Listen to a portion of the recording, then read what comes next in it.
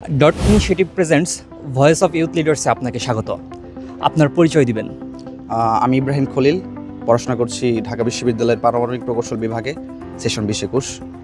আমি ডক্টর মোহাম্মদ শহীদুল্লাহ হলের একজন আবাসিক শিক্ষার্থী। আপনি কোন পদের প্রার্থী হচ্ছেন? আমি আসন্ন ডাকসু ও হল সংসদ নির্বাচনে ডক্টর মোহাম্মদ শহীদুল্লাহ হল সংসদের সাধারণ সম্পাদক জিএস পদপ্রার্থী। আপনি কেন মনে করেন যেন যে ডাকসু নির্বাচন নেতৃত্ব গুণাবলী বিকাশে সহায়তা করে না, এটা আপনার মতামত কি? আচ্ছা, ডাকসু নির্বাচন যদি আমি সাংবিধানিকভাবে বলি, তাহলে একজন জিএস বা একজন ভিপির কাজ কিন্তু সাংবিধানিকভাবে খুব বেশি কিছু না। যেমন একজন জিএসের কাজ হচ্ছে যতগুলো সম্পাদক আছে সবগুলো সম্পাদকের কাজকে সমন্বয় করা, লিপিবদ্ধ করে রাখা, ডকুমেন্টেশন করে রাখা। কিন্তু এইটুকুর বাইরেও তার একটা লেজিটিমেসি থাকে, সে কথা বলার ভয়েসটুকু তার থাকে। সে গিয়ে বিশ্ববিদ্যালয় প্রশাসনকে যে কোনো একটা ন্যায্য দাবির পক্ষে সে কথা বলতে পারে। তো সে যে এই যে 2000 মানুষ 4000 মানুষের ভয়েস নিয়ে কথা বলতেছে, তো ওই মানুষগুলোর চাহিদা বুঝতেছে, তাদের কি দাবির প্রেক্ষিতে কথা বলতেছে, এই জিনিসগুলোর মাধ্যমে ধীরে ধীরে নেতৃত্ব বিল্ড আপ হয়। তো ডাকসু অবশ্যই নেতৃত্ব বিল্ড আপের একটা কারখানা।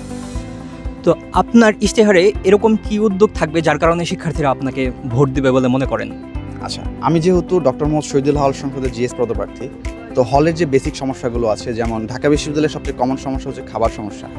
তো খাবারের মান উন্নয়নে আমি কাজ করব। হয়তো আমি জাদুর কাঠির মতো সবটা চেঞ্জ করে ফেলতে পারবো না, কিন্তু আমি চেষ্টা করব। তারপর শহীদুল্লাহ হলে বহিরাগত ইস্যু আছে, এটা নিয়ে কাজ করব। আমাদের হলের একটা বড় পুকুর আছে, পুকুরের সৌন্দর্য বর্ধনে কাজ করব। তারপর হচ্ছে আমাদের আবাসিক সমস্যার সংকট আছে, যেমন কে কোথায় আছে, অনেক ভাইদের পড়াশোনা শেষ, তারা হলে অবস্থান করতেছে। তো এই জিনিসগুলোর স্বচ্ছতা আমাদের কাছে নাই। তো এই জিনিসগুলোর স্বচ্ছতা জবাবদিহিতা নিশ্চিত করব। এর বাইরে আমার একটা ব্যতিক্রমধর্মী চিন্তাভাবনা আছে, সেটা হচ্ছে ঢাকা বিশ্ববিদ্যালয়ের একটা মেজরিটি অংশের শিক্ষার্থী গ্রাম থেকে উঠে আসে, একদম প্রত্যন্ত গ্রাম থেকে উঠে আসে। তো এরা যখন ঢাকা বিশ্ববিদ্যালয়ে আসে, প্রপার গাইডলাইনটা তারা পায় না, তারা রীতিমতো সমুদ্রে এসে ঢুকে পড়ে। তো এই ছেলেপেলেগুলোকে, বা আমিও এই একটা সময় ছিল, আমি একটা এদের শ্রেণীতেই ছিলাম। আমি গ্রাম থেকে উঠে আসছি, আমাকে বলার মতো বা দিক নির্দেশনা দেওয়ার মতো, সঠিক পথ দেখার মতো কেউ ছিল না। তো আমার একটা প্ল্যানটা হচ্ছে এমন, আমি একটা সিস্টেম বিল্ড আপ করবো শহীদুল্লাহ হলে। এটা হয়তো যদি পারি পরে পুরো বিশ্ববিদ্যালয়ে আমি ছড়াই দেবো।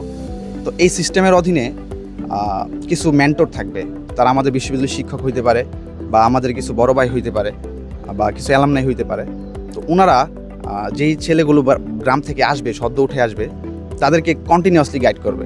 সে যদি এই গাইডলাইনটা নাও নিতে চায়, আমাদের অভিভাবকরা যেমন আমাদের জোর করে গাইড করে, আমি পড়তে চাচ্ছি না তারপর জোর করে পড়ায়, তাদেরকে টার্গেট করে কোন ছেলেগুলো ট্র্যাকের বাইরে চলে যাচ্ছে, কারা ঠিকঠাক পড়াশোনা করতেছে না, বা কার কি প্রবলেম আছে, এগুলো এই টিমটার কাজ হবে ফাইন্ড আউট করে নিজ দায়িত্বে থেকে এদেরকে হচ্ছে গাইড করা।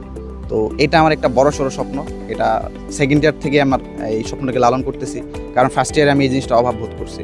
তো এতদিন স্টেজটা পাই নাই, কিন্তু আমি যদি শহীদুল্লাহ হলে জিএস হইতে পারি, তাহলে সবচেয়ে বড় লক্ষ্য থাকবে আমার এই সিস্টেমটা বিল্ড আপ করা।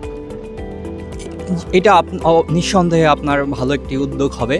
এর বাইরে যে হলভিত্তিক বিভিন্ন ক্লাব রয়েছে, ক্যারিয়ারে প্রভাব ফেলে এরকম স্কিল ডেভেলপমেন্ট, এরকম বিশেষ কোনো আপনার উদ্যোগ আছে কিনা যে স্কিল ডেভেলপমেন্টে আলাদাভাবে প্রভাব রাখবে?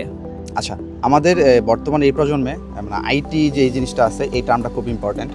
তো আমার হচ্ছে ঢাকা বিশ্ববিদ্যালয় আইটি সোসাইটির সাথে কথা হয়েছে, তো ওনাদের সাথে কথা বলছি। তো ওনাদের মাধ্যমে আমাদের শহীদুল্লাহ হলে আমরা আইটি সোসাইটি ক্লাবটাকে নিয়ে আসবো। তো এই ক্লাবটাকে আসলে ওই অন্যান্য ক্লাবের মতো আইনে ফেলাই রাখবে ব্যাপারটা এমন না।